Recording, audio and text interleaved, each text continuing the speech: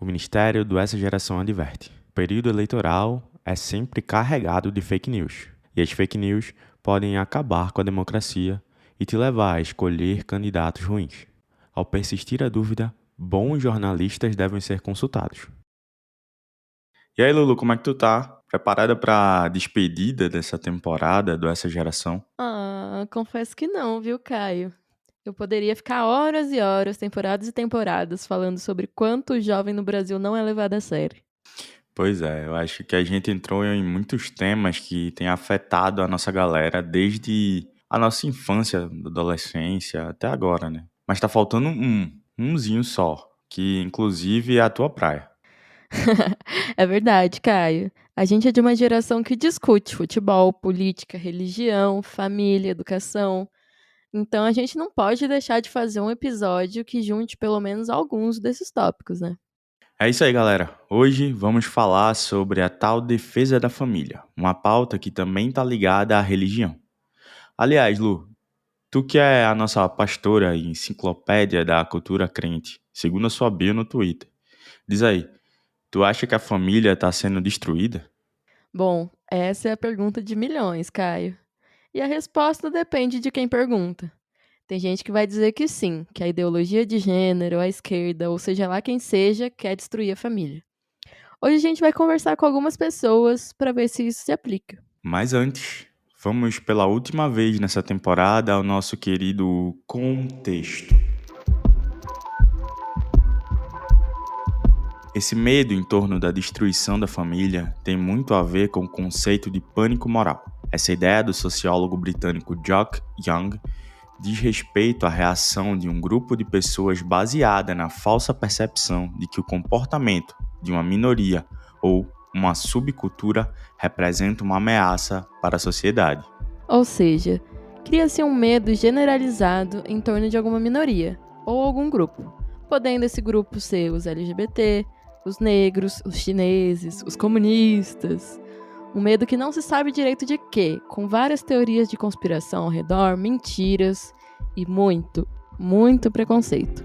Trazendo para o Brasil, a criação e difusão de um pânico moral é estratégia recorrente entre os setores conservadores, principalmente quando eles querem atingir seus objetivos políticos.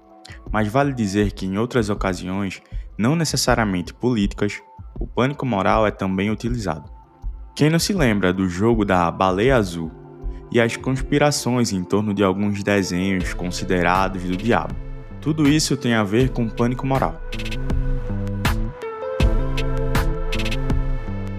Nos últimos meses, a gente tem visto a ascensão do pânico moral ao redor da tal ideologia de gênero, entre aspas. Uma pauta que tem muito a ver com ataques à população LGBT. E existe um caso que exemplifica muito bem isso. Vamos ouvir?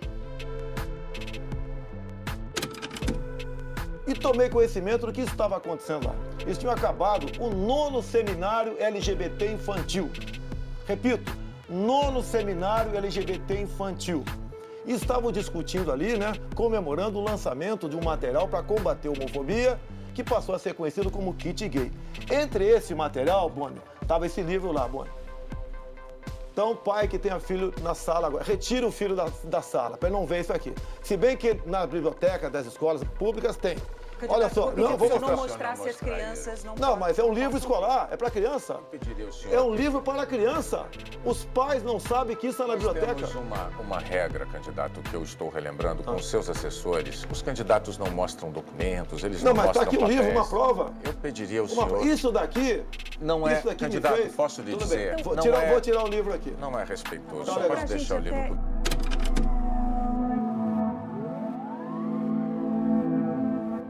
Kit gay, mamadeira em formato de órgãos genitais, Pablo Vittar na nota de R$50. Esses são alguns exemplos de fake news que evocam o pânico moral, para dizer que a família está sendo destruída. Mas o que de fato destrói a família? Então acho que a gente pode trazer alguém para falar sobre isso, né, Lulu? Boa, Caio. Eu conversei com a professora Magali Cunha, que é jornalista e cientista da religião e editora do Coletivo Bereia, um projeto de enfrentamento à desinformação em ambientes religiosos. Um projeto que eu fiz parte, inclusive, por algum tempo, lá na fundação. Também trouxe para essa conversa o Alan. Ele é um grande amigo meu e é um homem preto, gay e baiano. Os dois têm algo em comum que eu também tenho. Todo mundo aqui é evangélico.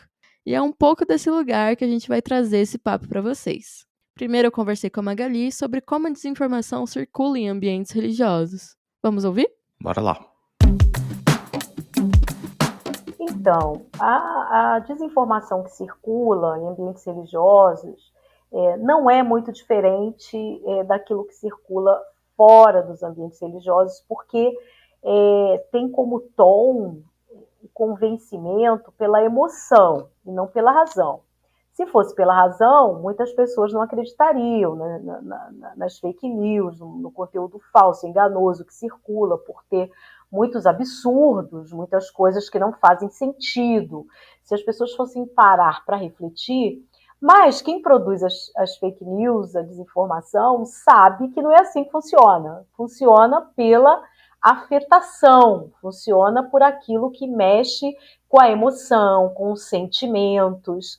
E no mundo religioso, mexe muito com as crenças, com aquilo que é o pano de fundo do estar, do pertencer a um grupo religioso, que passa por crenças, que passa por fé. Então, na religião, o pânico moral tem muito efeito, como tem efeito também em outros segmentos da sociedade. Mas, na religião, em especial, as religiões que têm uma tradição conservadora em relação à moralidade, em relação à chamada pauta de costumes, que mexe com a dimensão da moral, que está para muito além de uma ética, né? Mas é uma dimensão comportamental relacionada a uma moralidade, em especial do corpo, mas também em outras relações com a sociedade, como a questão da corrupção e outras pautas morais. Então, na dimensão da religião, essa dimensão toda é potencializada, se potencializa essas pautas, esses discursos, porque afeta crenças, afeta sentimentos muito profundos relacionados à fé. Daí esse efeito do pânico moral, e quem produz esse conteúdo, porque quando falamos de desinformação, estamos falando de conteúdo produzido intencionalmente, com o objetivo de influenciar, de convencer. Então, quem produz para grupos religiosos sabe que é o pânico relacionado à moralidade que vai gerar um efeito não só de afetar e causar sentimentos, mas também de provocar uma ação. Porque com os grupos religiosos, principalmente cristãos, tem esse apelo à evangelização, à prática da fé, e isso acontece com a desinformação, quer dizer, as pessoas recebem e elas passam adiante como se estivessem evangelizando, como se estivessem fazendo outras pessoas se convencerem daquele conteúdo que passa a ser um conteúdo tido como enviado de Deus, uma coisa sagrada para salvar não só a igreja como o restante da sociedade. É muito interessante isso que ela fala, né, Caio? Que o pânico moral, ele atua em ambientes religiosos, assim como fora dos ambientes religiosos, né?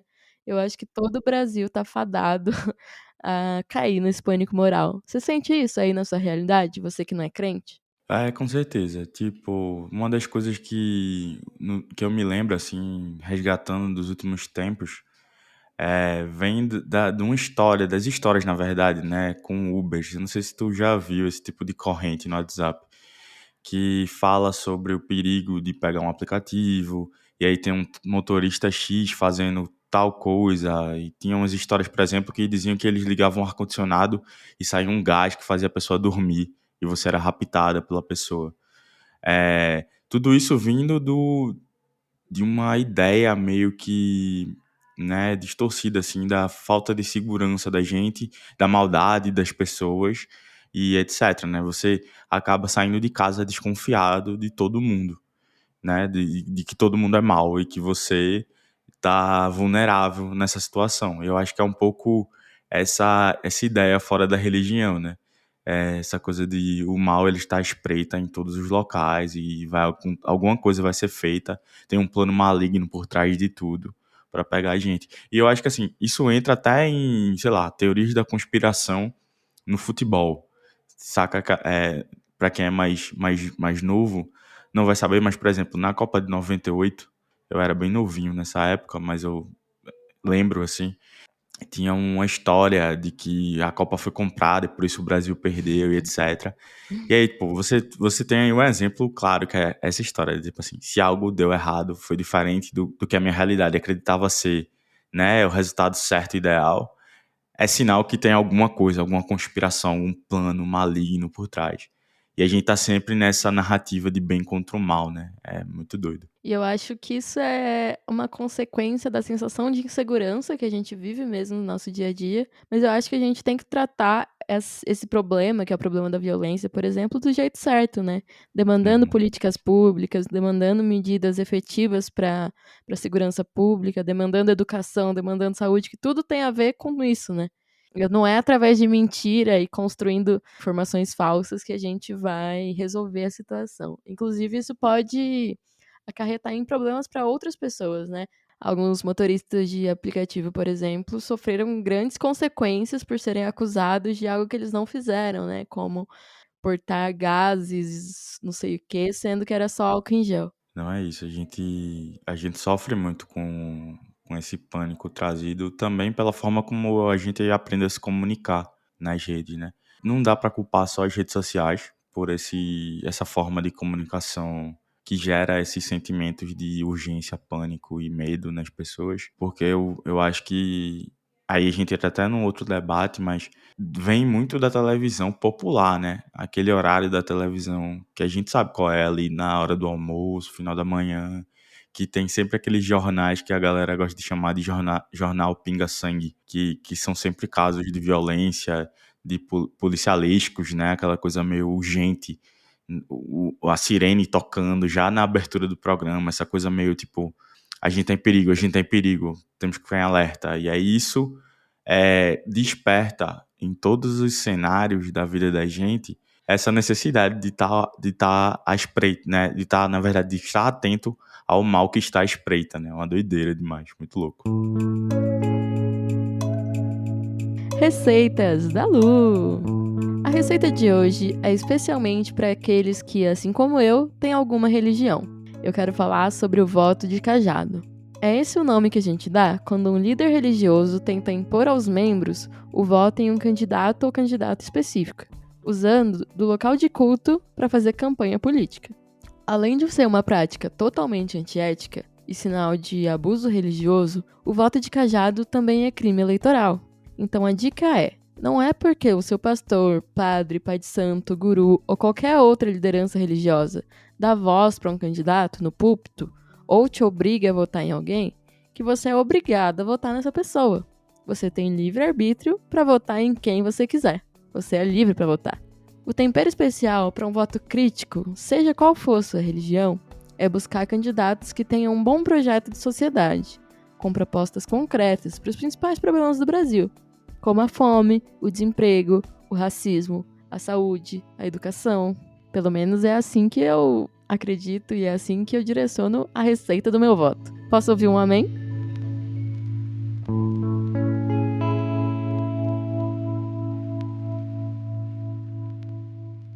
Esse episódio tá cheio de jornalistas.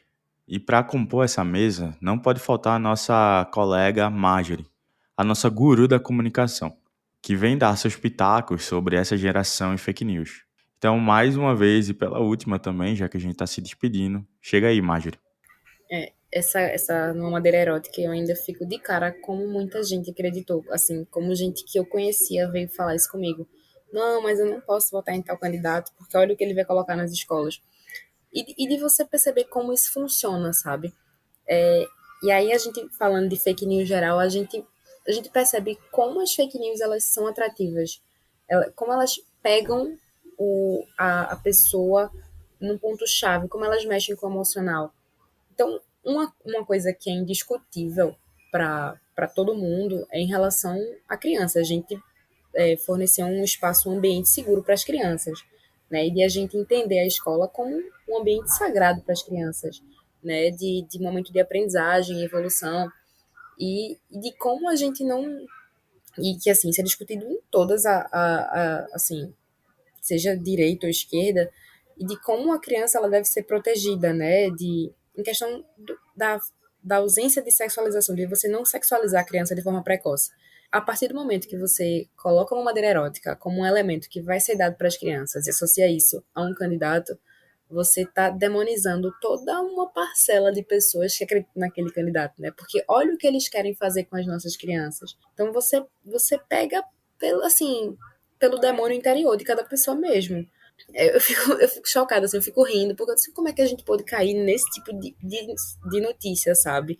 Que é uma coisa que, assim, é tão absurdo esse tipo de informação que eu fico, meu Deus, como é que a gente se pega debatendo ainda hoje, né, de tão, assim, do impacto dessa informação foi tão grande que ainda hoje a gente se pega discutindo que em 2018 a gente estava falando sobre mamadeira erótica para crianças, que a gente sabe que isso não acontece, sabe? Não é plano de educação, não tá. A parcela conservadora também da população, ela tem crescido, né? Ela tem ganhado espaço e se sentido mais segura para agir como tal. A opinião pessoal é que eu acho que a gente não tem evolução nenhuma em relação à LGBT-fobia, né? A gente não evoluiu, a gente simplesmente é um país muito perigoso para essas pessoas, então não acho que a gente tenha evolução de lá para cá, mas é perceptível o quanto a gente regrediu, sabe? Às vezes eu me sinto num espaço que nem é meu local de fala, mas que eu me sinto muito ameaçada enquanto liberdade individual mesmo, porque a gente acaba perdendo o espaço, sabe? Enquanto tudo assim, enquanto que o pouco que a gente tinha conquistado, a gente tem perdido numa velocidade exponencial. E aí, quando você pega no estômago mesmo, sabe, da pessoa, com essa questão das crianças, e é uma forma também de você manter o controle de uma sociedade mais conservadora e de você trazer para si, se aproximar dessa população, né, e trazer para si mesmo e colocar um contra o outro de uma forma ridícula, assim, ridícula. Eu lembro que palavras que eu escutava em 2018 e que eu escuto ainda hoje de estão querendo acabar com a inocência das nossas crianças e de pegando trechos de livros para dizer que eram livros didáticos que seriam repassados para as escolas, de mamadeiras eróticas que seriam distribuídas, sabe? Tipo, é isso que eles querem fazer com as nossas crianças, é isso que eles querem para o futuro da gente, são assim que eles, sabe? E da mesma forma que se fala de como é o ambiente universitário, né? Acaba sendo também um enfraquecimento da educação de um modo geral, assim. E a Marjorie deixou um recadinho pra gente, se despedindo dessa temporada do Essa Geração. Meio fim de novela, né? Fim de festa de família. Vamos ouvir. Gente, eu sou Marjorie, foi um prazer estar aqui. Eu queria agradecer o convite. Nunca me imaginei falando de um tema tão sério, porque eu me acho meio bobalhada, mas agradeço muito. Foi uma oportunidade até de eu me concentrar no que é que eu penso sobre esses temas, assim, que eu acho que são super válidos pra gente estar discutindo. E minhas redes sociais, vocês podem me encontrar no Marjorie Correia, no Simples, que é meu nome e meu sobrenome. E para quem gosta de dica de saúde e bem-estar, eu vou divulgar meu trabalho também, né? Eu tenho uma coluna de saúde chamada Vida Plena, que você consegue acessar na internet, né? É um blog de saúde da Folha de Pernambuco chamado Vida Plena. Lá eu dou dicas de hábitos de vida que são benéficos para a saúde ou que amenizam dores sem fake news, eu prometo.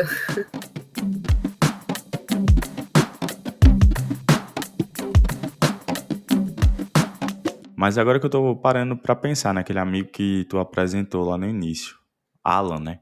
Tu disse que ele é crente gay. Como é que funciona isso? É isso, Caio. Por mais que algumas igrejas tentem fingir que não, pessoas LGBT existem e resistem em ambientes cristãos, mas às vezes não conseguem viver suas vidas em plenitude, como no caso do Alan. Alan contou pra gente um pouco da história dele em relação à família e como a não aceitação da sua sexualidade abalou o relacionamento dele com seus parentes. Olha isso.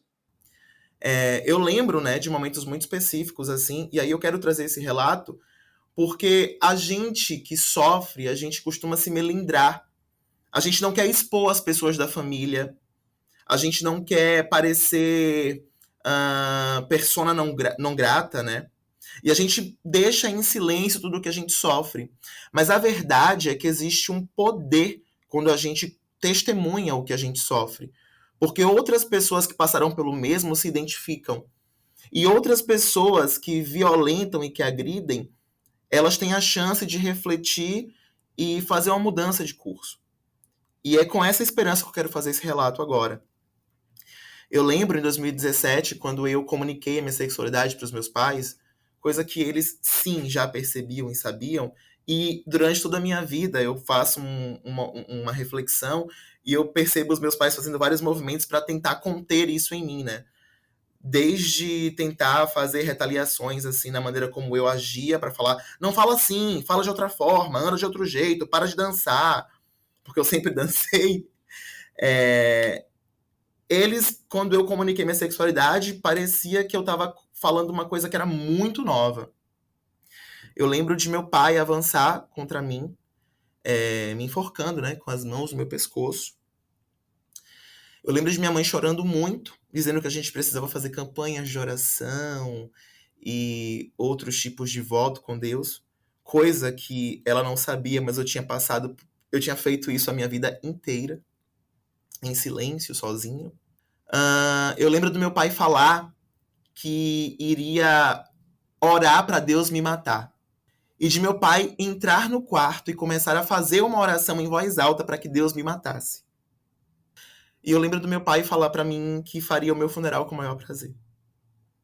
Tudo isso, meus pais aprenderam com um pastor conhecido nacionalmente, chamado Silas Malafaia, que dizia que se o filho dele não fizesse o que ele acreditava ser o correto para um cristão, ele oraria para Deus matar o filho dele.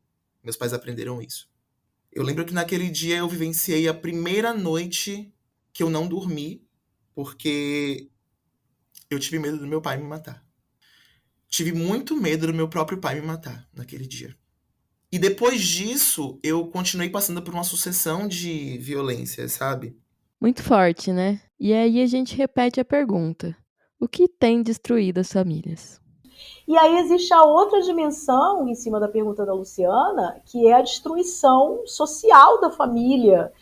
A gente viu que a Covid matou as pessoas. Teve famílias que desapareceram com a Covid. Eu conheço famílias que desapareceram ou que de tantos membros só ficaram duas, uma pessoa de uma família grande, porque as pessoas morreram por conta de uma negligência social no trato com a saúde pública, com a questão sanitária do país, né? Então, existe sim elementos sociais, sociopolítico, econômicos, que são destrutivos, e isso precisa ser reconhecido, isso precisa ser atacado. A fome, a insegurança alimentar, que causa destruição, que retira a saúde, tira a autoestima, os casos de suicídio, enfim, a gente tem uma avalanche de situações destrutivas que estão para além da moralidade que a gente está tratando aqui e que mexem com a sobrevivência. E isso precisa ser tratado, né, para que as famílias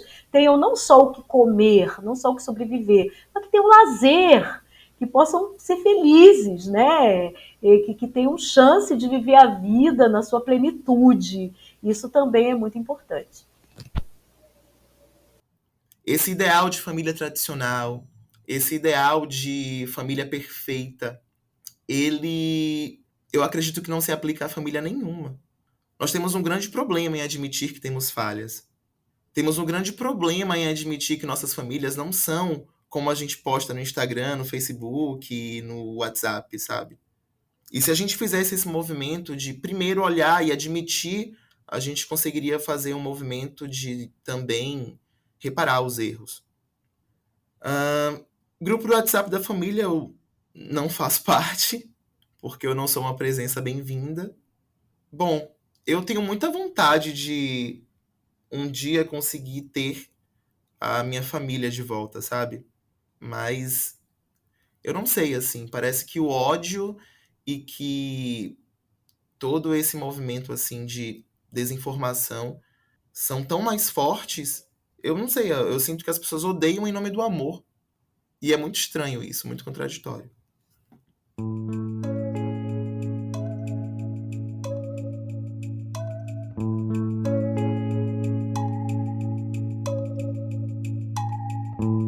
Mas para falar de família, não poderia faltar alguém que fez história aqui no Essa Geração. Ela aparece especialmente na segunda temporada, mas também virou minha amiga, com boas conversas sobre espiritualidade e um convite para uma visita em Recife que eu ainda tenho fé que vai rolar. Tô falando de Dalit Santos, a mãe do Caio. A gente sempre quis ter essa reunião de manhã com Lu, porque as histórias delas se parecem muito, se conectam muito. Manhã também é filha de pastor, teve uma criação cristã, tem esse apego com a família.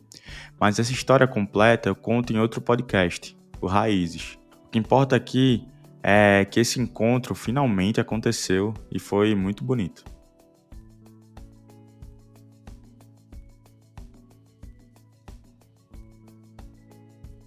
Por que a família é importante?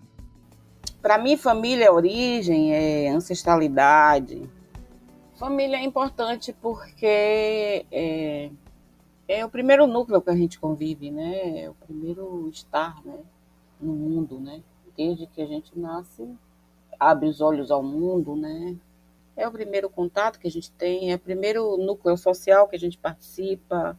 E também são as primeiras contradições. Fica difícil você e Caio falar sobre ser mãe, né? Pelo menos do ponto de vista uterino, né? Ser mãe para mim tem uma dimensão enorme. E eu acho que eu não seria nada assim, do ponto de vista de existir. Ser mãe me toca no meu mais profundo, do mais profundo interno de mim, sabe? Da minha existência enquanto uma pessoa no mundo.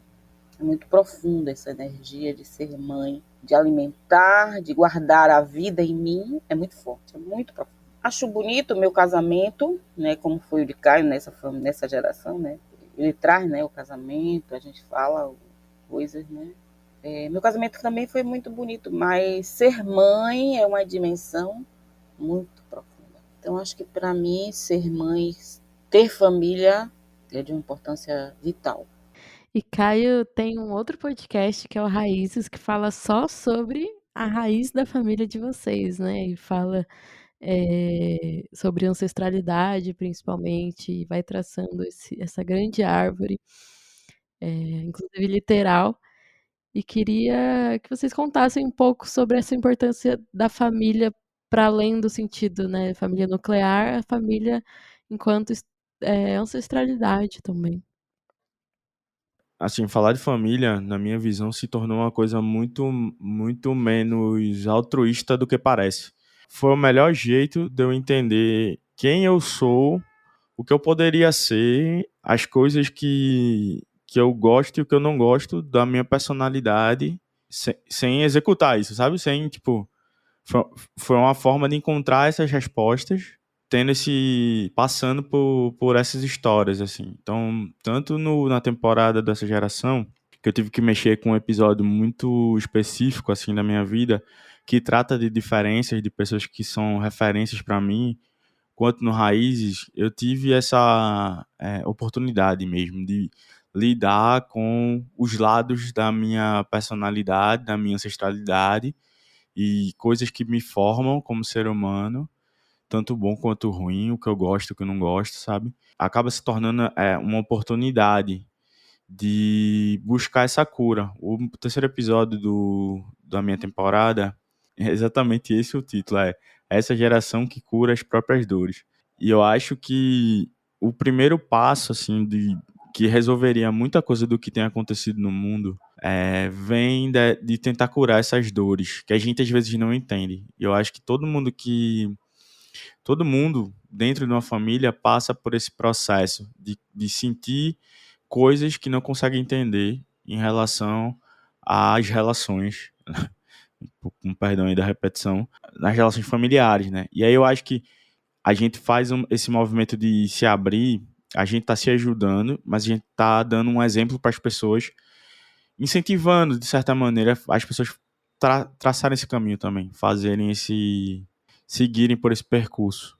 Então, acho que a importância é muito essa, porque eu, como um testemunho vivo de uma pessoa que foi doida o suficiente para entrar nessa pira de buscar as histórias de tudo, o lado bom e o lado ruim, eu saio como pessoa mais fortalecido disso. Então, quando a gente olha para dentro, a gente consegue melhorar tudo ao redor, porque a gente se melhora, né? E é uma coisa que a manhã me ensinou também, essa parada de você só ama os outros quando você ama a si mesmo, você só perdoa os outros quando você perdoa você mesmo, e etc. Então, acho que a importância é meio essa, assim, é de dar o exemplo, e para você é muito mais valioso do que para outras pessoas, mas as outras pessoas podem olhar aquilo e pensar assim, pô, eu quero isso também para mim. Como você, nasci numa família cristã, né? Numa família de pastor batista. Que eu não sei também, acho que seu pai é batista também, né? Nem sei. Sim. Então, e a gente trocava, né, figurinha lá atrás, né? Eu e você. Mas uma das coisas que, quando eu falo de ser mãe, né? E de família, né?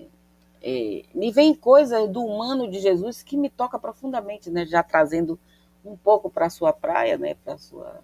Porque também há uma apropriação aí política desse termo família, e nada mais atual do que a gente colocar os parâmetros, né? E uma coisa que me toca, né? No texto de Jesus essa frase me intrigou a vida inteira. E Jesus chorou. Uma frase, né? Uma frase que por si só fala, né? Jesus veio para que a gente entendesse que somos 100% humanos. E Jesus chorou, é isso, né? Então, estamos numa família, a família tem defeitos, tem virtudes e tem conflitos, né? Então, e Jesus chorou, me diz desse lugar, né? Dos conflitos, das emoções condicionadas, né? E das dificuldades que a gente enfrenta enquanto família humana que somos. Isso nos faz olhar e curar, né? Então, eu queria trazer esse dado, né? Assim, desmistificando um pouco o lugar dessa família, né? Porque é um lugar romântico, é um lugar que parece ser um berço perfeito, que não é. Essa pátria aí, essa família, né? Pátria, família, essa coisa aí distorcida da realidade, né? Que esconde debaixo do tapete os erros, os conflitos, e somos humanos, e Jesus chorou diz disso. E aí eu fico pensando, e aí querendo beber da sabedoria de Dona Dalit para nossa geração, o que a senhora acha que destrói de fato a família, né? Muito se fala sobre a destruição da família. O que destrói a família é essa falsa moral. São ilusões que não existem, né? Um romantismo vulgar e barato de esconder as dificuldades, os conflitos humanos e não encará-los, né? Então, a gente está vivendo uma pandemia, a pandemia não acabou, né? E muitas vezes os afetos ficam em segundo, terceiro, quarto, quinto plano. E outras coisas, a economia, a aparência ganha lugar e não sustenta, porque isso não é solidez. Solidez é olhar o erro e encará-lo, enfrentá-lo e caminhar agradecendo, né? Há pactos de silêncio de adoecimento da família. E a falsa moral é um câncer familiar.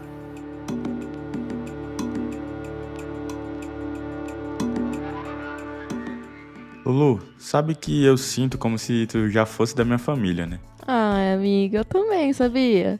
Olha, prepara o bolo de rolo, porque o próximo reencontro do Essa Geração eu quero que seja presencial e aí em Recife, tá? Pode deixar, já tá tudo pronto aqui. Porque é isso, no fim a gente vem de uma relação que valoriza muito a família. Seja no formato que for. Família de sangue, família ancestral, família escolhida, tudo é família. E é nesse climinha de fim de festa de família que a gente se despede dessa temporada do Essa Geração. Quem sabe a gente não volta para dar nossos pitacos sobre como o jovem no Brasil não é levado a sério. Eu espero que sim. Por enquanto, fica o nosso até logo e esse compromisso que a gente construiu aqui de não repassar desinformação pra frente. Combinado? Combinadíssimo, Lulu.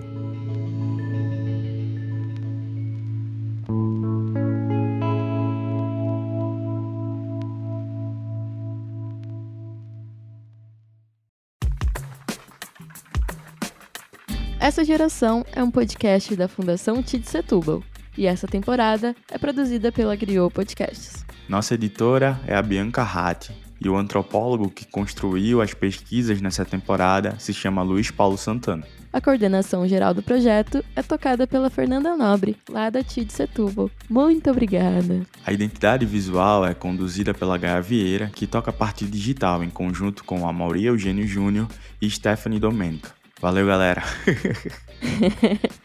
A nossa trilha sonora é composta por Chico Correia. E a gente quer agradecer a participação de Alan, Magali e da minha mãe, Dalet, nesse episódio. Eu sou Luciana Peterson. E eu sou Caio Santos. A gente espera que vocês tenham gostado dessa temporada. Pra gente foi muito especial. É isso. Até mais, pessoal. Tchau, tchau.